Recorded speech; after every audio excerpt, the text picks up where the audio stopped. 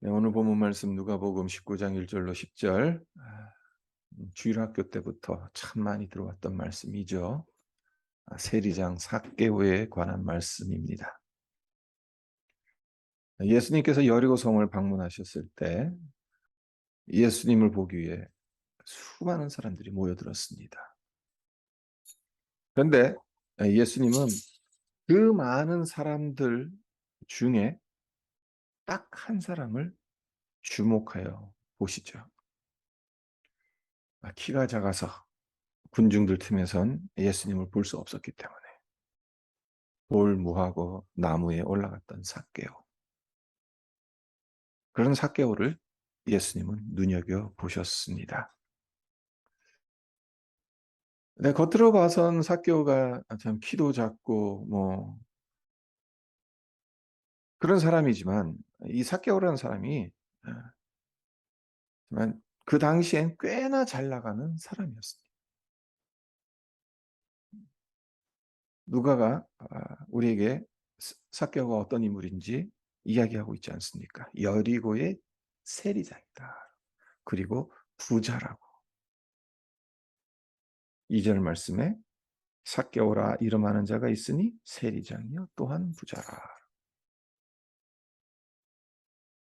근데 우리가 상상하는 것 이상의 부자일 가능성이 큽니다. 왜 그런가 하면요. 여리고는 가나안 내륙 경제 중심지였습니다. 사통팔달한 그 어, 교통의 중심지일 뿐만 아니라 이것을 통해서 물자들이 교류가 됐어요. 그래서 상업이 발달해서 돈이 많이 모이는 도시였습니다. 그러니까 돈이 많이 모였다는 것은 세금도 많이 거쳤다는 의미겠죠. 또 세금을 많이 거둘 수 있었다라는 것은 여리고 지역의 조세를 총괄하는 세리장 삭개오가 엄청난 돈을 벌 수 있었다라는 의미이기도 하겠죠. 세리장은 합법적으로 많은 돈을 축적할 수 있었던 자리입니다.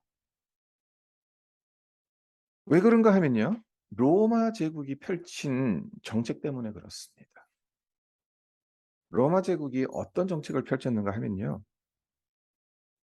세금 문제는 아무래도 상당히 민감한 문제잖아요. 식민지 백성들 입장으로는 나라 빼앗긴 것도 참 억울한데 세금까지 납부해야 한다는 것. 자기 나라에 세금 납부하는 게 아니죠. 자기 나라를 강탈한 로마 제국에 세금을 납부하는 겁니다. 그러니 얼마나 화가 나겠습니까?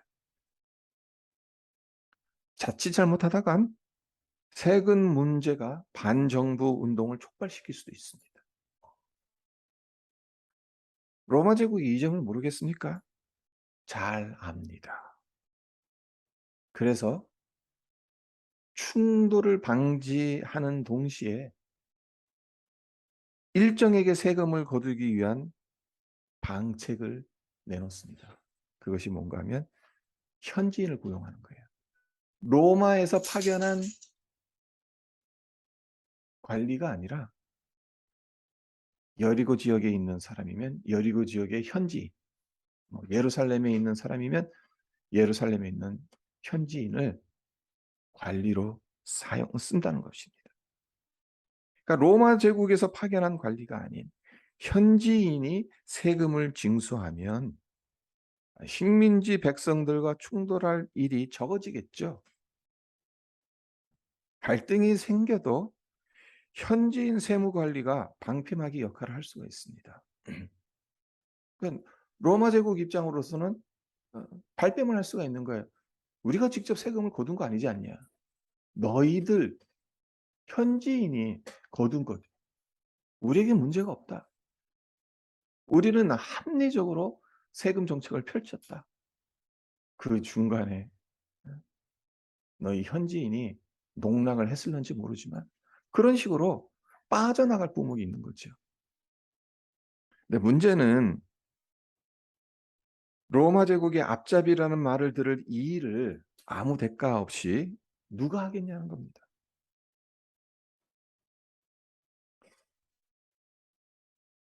그건 로마 제 로마 세무 당국이 이 사실을 잘 알고 있었어요. 그래서 이 현지인들에게 엄청난 권한과 특혜를 부여합니다. 그 권한과 특혜가 무엇이었는가 하면요. 세리들이 로마 제국에 바칠 세금보다 더 많은 돈을 걷어들여도 제재하지 않는 겁니다. 정해진 세금을 로마 당국에 전달하고 난 후에 나머지는 세리들이 착복해도 징벌하지 않았습니다. 식민지 백성들이 로마 제국에 납부해야 될 세금 정확하게 얼마인지 모릅니다. 오늘날처럼 뭐 세금 통지서가 이렇게 날라오는 것도 아니고요. CRA를 통해서 텍스 리포트 할 때마다 회계사가 다 자세하게 세밀하게 해 가지고 내가 납부해야 될 세금이 이 정도다. 그러지 않았어요. 세리가 얼마든지 세금 가지고 장난을 칠 수 있는 겁니다. 장난을 많이 치면 많이 칠수록 그만큼 돈을 많이 벌 수 있겠죠. 삭개오는 세리장입니다. 그것도 가나안 내륙 경제 중심지인 여리고의 세리장입니다. 그렇기 때문에 그냥 보지 않아도 큰 부자가 되겠구나. 충분히 짐작할 수 있겠죠. 그리고 세리장이라는 그 권세가 얼마나 대단했을지도 우리가 상상할 수 있을 겁니다. 이렇게 남부를 거 없는 권력과 재물을 가진 사람이 예수님을 만나려고 나오죠. 예수님을 만나고 싶어 하는 삭개오의 마음이 얼마나 절실했는지 3절과 4절을 보실까요? 그가 예수께서 어떠한 사람인가 하여 보고자 하되 키가 작고 사람이 많아 할 수 없어 앞으로 달려가서 보기 위하여 돌 무화과 나무에 올라가니 이는 예수께서 그리로 지나가시게 됨이로라. 그러니까 키가 작아서 군중들 틈에 끼어 있다가는 뭐 예수님을 예수님의 얼굴을 볼 수도 없는 겁니다. 그래서 기지를 발휘하죠. 나무 위에 올라가서 나무 위에 올라가면 예수님의 얼굴을 볼 수 있지 않을까. 삭개오가 예수님을 만나기 위해 행한 이런 행동을 보면 그가 가지고 있는 돈과 권세를 잊어버린 사람처럼 보여요. 채신, 위신 이런 것은 다 버리고 어떻게든 예수님을 만나보려고 안간힘을 쓰고 있는 사람처럼 보입니다. 삭개오가 여리고 지역에서 얼마나 유명한 사람이었겠어요? 모르는 사람들이 없었을 거예요. 예수님의 예수님께서 지나가시는 길에 수많은 군중들이 모여 있었을 텐데 그 사람들이 다 세리장을 삭개오를 알아보는 사람들이 많았을 겁니다. 예. 예. 예수님의 얼굴을 한 번 보기 위해서 안간힘을 쓰게 되죠. 하다 안 되니까 돌 무화과 나무에 올라가까지 합니다. 그렇다면 이런 의문이 듭니다. 남부러울 것 없는 권세, 재물을 가진 삭개오가 주님을 만나기 위해 그토록 몸부림치는 이유가 무엇이었냐는 겁니다. 나무에 올라가면서까지 주님을 보려고 했던 그의 행동을 어떻게 해석해야 되냐는 겁니다. 삭개오에게는 말 못할 고민이 있었던 거죠. 재물과 권력으로 해결하지 못하는 고민이 있었던 겁니다. 그것이 무엇이었을까요? 성경은 침묵하고 있기 때문에 우리 잘 알 수가 없어요. 그러나 추정할 수 있어요. 추측할 수가 있겠죠. 인생의 근본적인 고민, 죄의 문제, 구원의 문제였을 겁니다. 이 고민 때문에 삭개오는 예수님을 간절히 만나려고 했던 겁니다. 사람들 틈에 끼어선 예수님은 만날 기회가 전혀 없을 것 같으니까 돌 무화과 나무 위로 올라갔던 겁니다. 그렇습니다. 돈과 권력, 세상의 명예를 손에 쥐었다 하더라도 그것으로 인생의 근본적인 고민이 해결되는 것은 아닙니다. 예수님을 만나야 해결됩니다. 예수 그리스도가 답입니다. 이것을 삭개오는 알고 있었던 겁니다. 삭개오는 나름대로 자신의 해결하지 못하는 그런 문제들을 고민들을 해결하기 위해서 나름대로 음 많은 노력을 했을 겁니다. 네. 그 모든 것들 어떻게 어 그의 고민거리를 해결해 줄 수 없다라는 거. 네. 예수님이 어떠한 분인지 소문을 들었겠죠. 예수님이 베푸신 기적들, 예수님이 하신 말씀들 전해 들었겠죠. 예수님이라면 어느 누구도 해결해 주지 못한 이 인생의 고민, 이 문제를 해결해 주실 수 있겠다라는 생각을 가진 것이겠죠. 예수님은 우리를 찾아오십니다. 말씀을 읽고 묵상하는 가운데, 아니면 선포되는 말씀을 듣는 가운데, 아니면 믿음의 사람들을 통해서, 때로는 우리가 전혀 예상치 못한 방식으로 예수님은 찾아오십니다. 우리에게 필요한 것은 삭개오처럼 주님을 만나고자 하는 간절함이겠죠. 돌무화과 나무에 올라갈 정도로 주님을 만나고자 하는 사모함이 있다면, 그냥 주님께서 그냥 지나치셔 갈 거라고 생각하다가도 그 정성에, 그 간절함에 돌아와서 만나 주실 것입니다.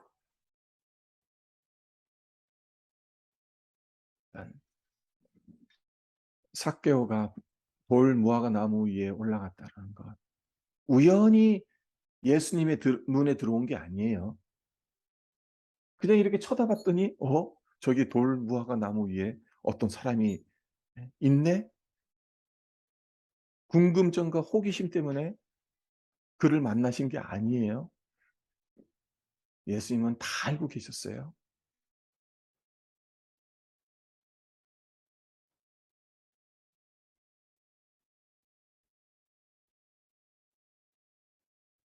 네, 예수님을 만난 후에 삭개오에게 어떤 일이 일어나는지를 한번 보도록 하겠습니다. 예수님께서 삭개오를 만나 주셨을 때 삭개오는 그 즉시 예수님을 영접했죠. 5절과 6절을 보겠습니다. 삭개오야, 속히 내려오라. 내가 오늘 내 집에 유하여야 하겠다. 급히 내려와 즐거워하며 영접하거늘, 그렇게 합니다. 돌무화과 나무 위에 올라간 사람이 삭개오인지, 예수님이 눈이 너무 좋으셔서 2.0, 2.0이라서 그냥 쉽게 식별하실 수 있어서 삭개오라는 이름을 그렇게 부르셨겠습니까?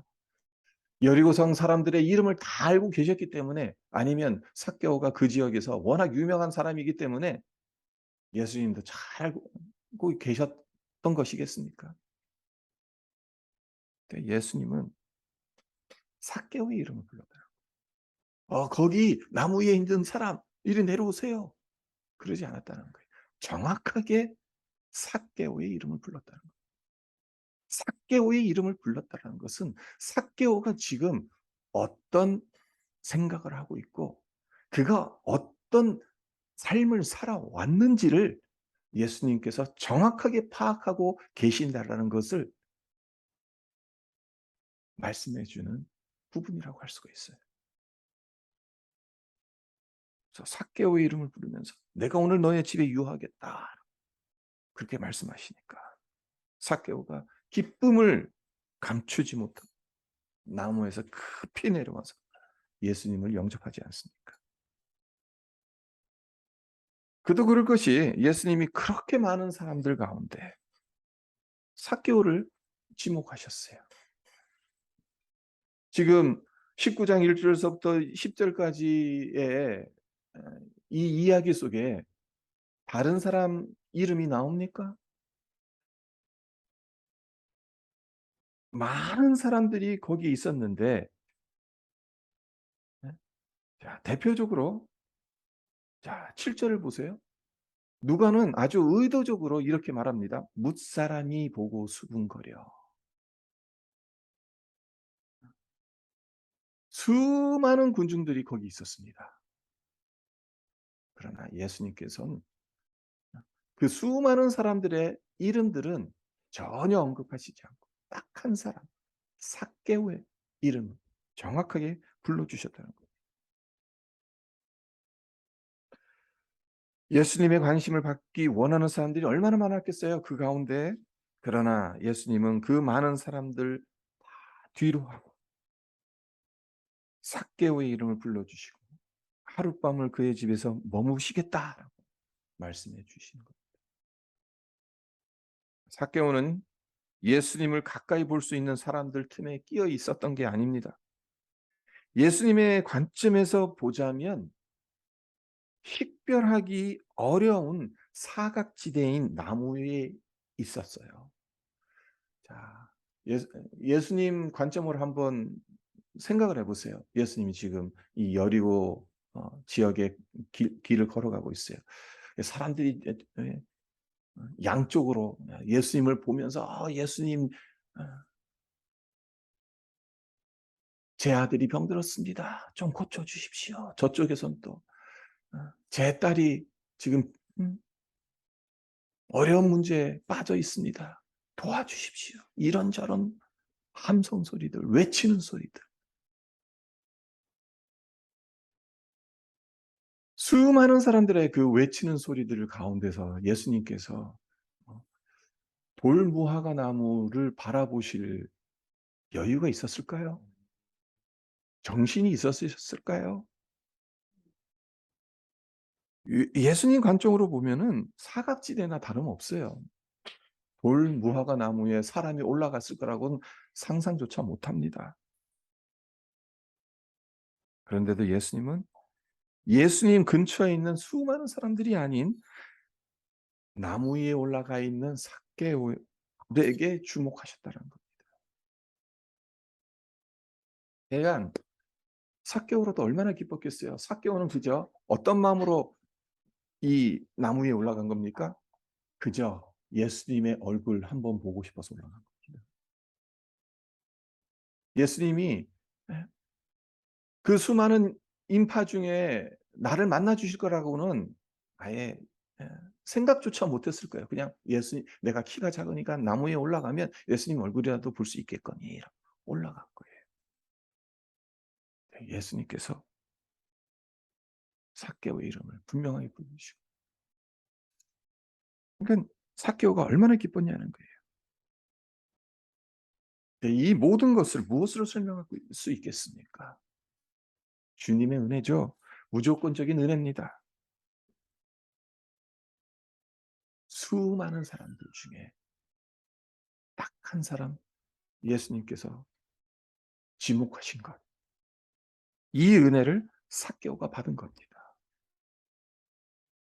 그 은혜를 받고 보니 도저히 가만히 있을 수가 없어서 급히 내려와서 즐거워하며 예수님을 자기 집으로 영접해 가는 거죠.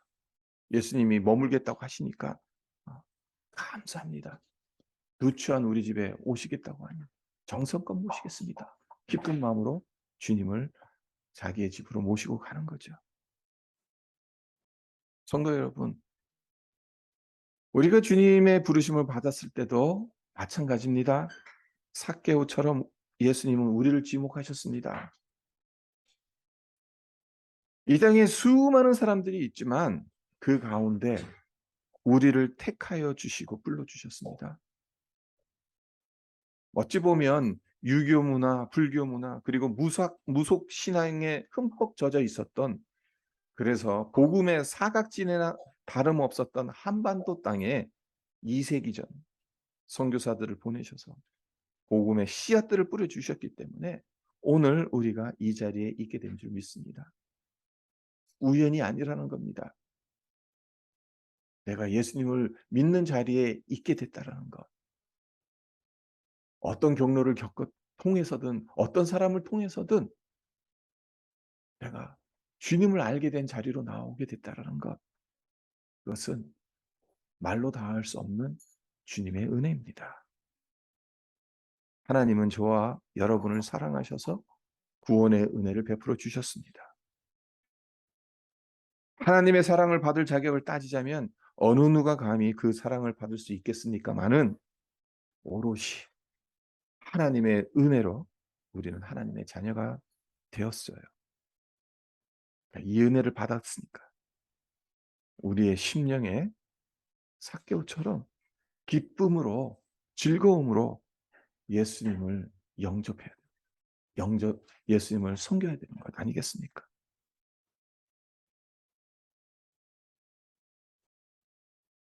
네, 즐겁고 기쁜 마음으로 예수님을 영접한 삭개오. 우리가 또 한 가지 중요하게 봐야 될 것이 있어요. 그것이 뭐냐면은 귀한 결단을 했다는 거죠.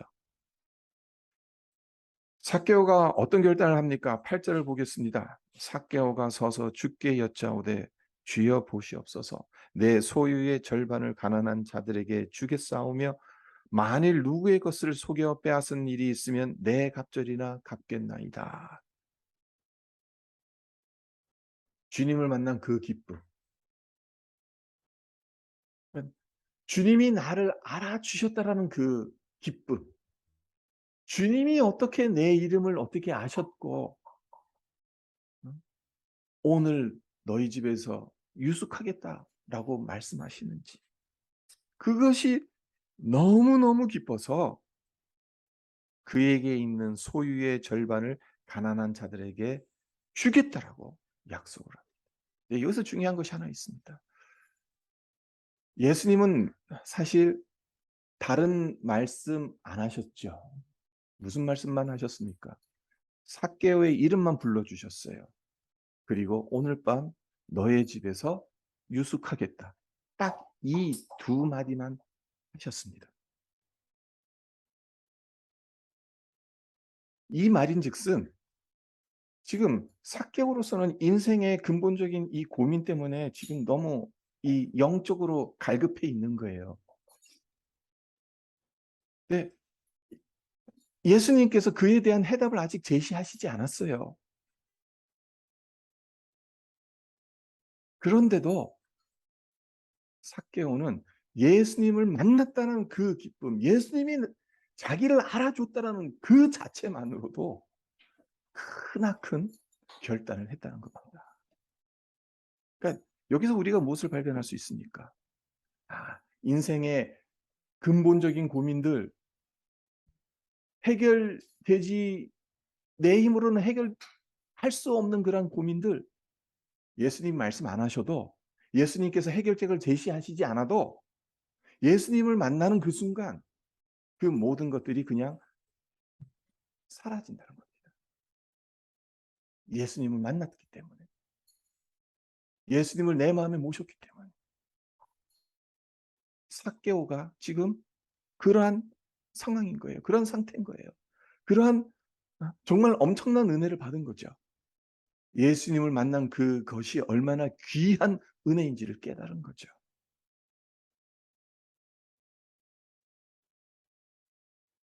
앞서 말씀드렸습니다마는 삭개오는 엄청나게 큰 부자입니다.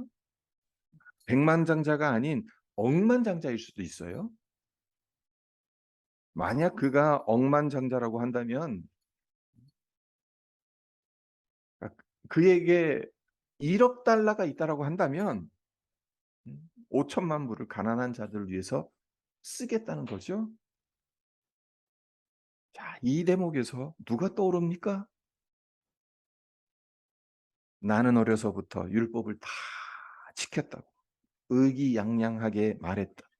그러나 예수님께서 내 소유를 팔아 가난한 자에게 주고 나를 쫓으라고 말씀하시니까 재물이 마른 연고로 근심하며 돌아갔던 어느 부자 청년이 떠오르지 않습니까?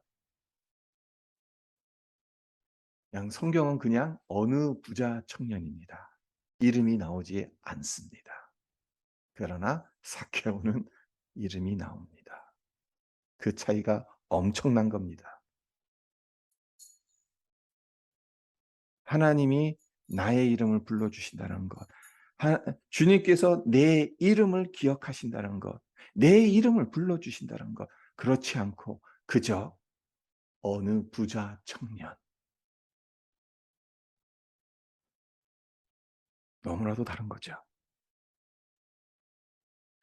네, 아무리 율법을 잘 지켰어도 재산의 절반을 도네이션 하는 것 정말 어려운 거죠. 그러나 삭개오는 예수님의 명령이 있었던 것도 아닌데 뭐 예수님 뭐라고 말씀하셨어요? 야, 너 나 만났으니까 네 재산 반 내놔라. 어느 부자 청년처럼 그렇게 말씀하셨습니까? 너 정말 구원받고 싶냐? 그러면 너 재산 팔아서 가난한 자들에게 주고 나를 쫓아라. 예수님 그런 말씀 안 하셨어요, 삭개오한테. 그런 말씀을 안 하셨는데 삭개오는 자발적으로 제가 주님 만난 기쁨이 너무나도 커서 제 소유의 절반을 가난한 자들을 위해서 쓰겠습니다. 그렇게 말합니다. 그리고 이것에서 끝나지 않고 한 걸음 더 나아가서 만일 누구의 것을 속여 빼앗은 일이 있으면 내 배로 갚겠다라는 선언을 예수님 앞에서 합니다. 그러니까 거기에 예수님만 있었겠어요? 수많은 사람들이 있지 않았겠습니까?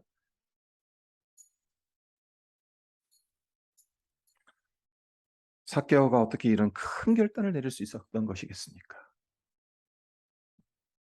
예수님을 만났더니 그의 우선순위가 달라진 거죠. 예수님을 만나기 전엔 돈과 권세가 전부라고 생각했어요.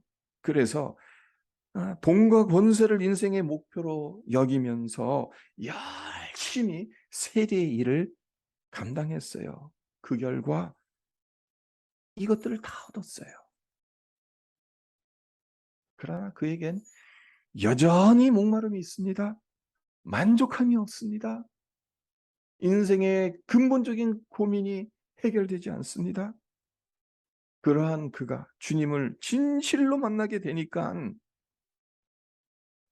그냥 그동안 그렇게 내 손에 꽉 쥐고 있었던 것을 놓게 되는 거예요. 이게 별거 아니구나. 예수님보다 귀하지 않는구나. 예수님이 정말 이렇게 귀하신 분인데 내가 왜 이 헛된 것에 내 인생을 허비하면서 살아왔을까? 그가 가장 중요하다고 생각했던 재물과 권세, 아무것도 아니라는 사실을 깨닫게 되는 거죠. 그러니까 더 이상 이것이 나의 인생의 목적이 아니다. 이제는 주님을 기쁘시게 하는 수단이다. 그렇게 생각한 겁니다. 주님을 기쁘시게 하는 수단이다. 그래서 주님 앞에 분명하게 약속하는 거죠. 내 소유의 절반을 가난한 자에게 주겠습니다. 내가 혹여 누군가를 속여서 빼앗은 것이 있다면 네 배나 갚겠습니다. 우선순위가 완전히 바뀐 거죠. 조지 미드와 찰스 쿨리라는 사회 심리학자가 있습니다. 네, 이 두 사람이 아주 유명한 이론을 하나 남겼어요. 어떤 이론인가 하면 인간의 자아가 형성되어 갈 때 가장 중요한 것은 의미 있는 타인을 만나는 것이다 라는 이론입니다. 한마디로 의미 있는 타인 이론입니다. 그러니까 이 이론의 핵심 개념은 타인이 없으면 우리의 자아 역시 존재할 수 없다는 겁니다.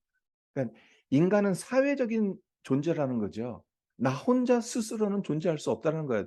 나 혼자서는 내 자아가 완전하게 건강하게 형성되어 갈 수 없다는 거예요. 타인이 있어야 한다는 거예요. 그러니까 우리가 태어날 때부터 내 주변에 타인이 있지 않았습니까? 태어났을 때 가장 의미 있는 타인이 누굽니까? 부모잖아요. 부모가 나를 지켜주고 나를 돌보아 주고 그 가운데서 내 인격이 형성되어져 가고 내 자아가 형성되어 갔죠. 그러니까 어떤 사람을 만나느냐에 따라 그 사람과의 관계와 상호작용 속에서 우리의 자아가 형성되어 가는 데 있어서 상당한 영향을 받는다. 쉽게 말해서 누구를 만나느냐에 따라 내 삶이 바뀐다는 것인데 정말 그렇지 않습니까? 남자는 어떤 여자를 만나느냐에 따라, 여자는 어떤 남자를 만나느냐에 따라 그 삶이 행복해질 수도 있고 불행해질 수도 있다. 여기 계신 분들은 다 잘 만나셨죠?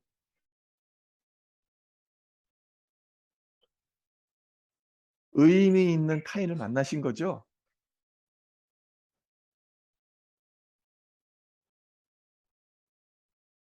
하지만 뭐니 뭐니 해도 우리의 인생에서 가장 의미 있는 타인, 달리 말해서 우리가 만나야 할 가장 중요한 분은 누구십니까?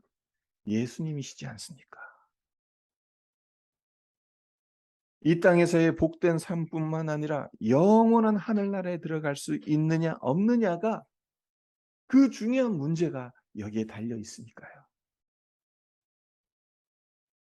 삭개오는 이런 예수님을 만나기 위해서 그가 할 수 있는 최선을 다했습니다. 군중들 틈에선 예수님을 볼 수도 만날 수도 없기 때문에 돌 무화과 나무 위에 올라갔습니다. 예수님이 쳐다봐 주실지 모르죠. 하지만 그가 할 수 있는 최선이었습니다. 예수님은 삭개오의 이런 간절함을 귀하게 보셨던 겁니다. 그가 세리장이라는 사실은 예수님께 그리 중요하지 않았어요. 그에게 얼마나 많은 재산이 있었는지, 얼마나 큰 권세를 누리고 있었는지 관심 받기였어요. 삭개오가 동양 사람들에게 얼마나 못된 짓을 저질렀으면 7절에 보면 무사람이 보고 수군거려 이르되 저가 죄인의 집에 유한다. 그럼 많은 사람들이 삭개오가 죄인이다. 그러니까 등골 빨아먹는 죄인인 거죠. 자국민들 세금 걷어들여서 세금 로마 제국이 제시하는 세금보다 더 많은 것을 걷어들여서 자기는 부자 되고. 근데 중요한 건 예수님께서 그렇게 뭇사람들이 그를 가리켜서 죄인이라고 수군거리는 것에 대해서 아랑곳하지 않으셨다는 거예요. 예수님이 보신 것은 자기 힘으로 해결하지 못하는 인생의 근본적인 죄의 문제, 구원의 문제를 예수님께 해결받으려는 삭개오의 간절한 마음이었습니다. 예수님은 삭개오의 이런 간절하고 진심된 마음을 귀하게 보시고 영혼의 갈증, 인생의 문제를 해결해 주시는 것에서 끝나지 않고 죄에서 구원해 주시기까지 하지 않습니까? 9절을 보세요. 예수께서 이르시되 오늘 구원이 이 집에 이르렀으니 이 사람도 아브라함의 자손이로다. 손가락질 받았을 겁니다. 세리장 삭개오는. 너는 우리 동족도 아니다. 너는 로마 제국의 앞잡이다. 네가 어떻게 아브라함의 자손이냐? 네, 예수님은 너도 아브라함의 자손이다. 삭개오의 자존감을 높여주셨어요. 삭개오의 집에 구원이 이르렀다고 선언하셨습니다.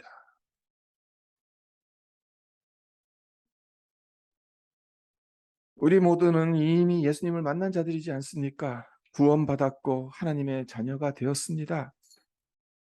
그러나 우리가 간과하지 말아야 할 것, 우리가 기억해야 할 것, 매일 예수님을 만나야 한다는 사실입니다. 이미 만났으니까 더 이상 만날 필요가 없다가 아니라 어제나 오늘이나 내일 우리 삶이 다하는 날까지 예수님을 더 깊이 만나요. 그래서 주님 주시는 구원의 은혜를 더 깊이 경험해야 되는 자들이란 겁니다. 바라기는 예수님 보려고 예수님 만나고 싶어서 돌 무화과 나무에 올라가기까지 한 삭개오처럼 정말 그런 간절한 마음으로 매일 주님을 만나고 싶습니다. 주님께서 베푸신 그 구원의 은혜를 오늘도 기쁨으로 누리고 싶습니다.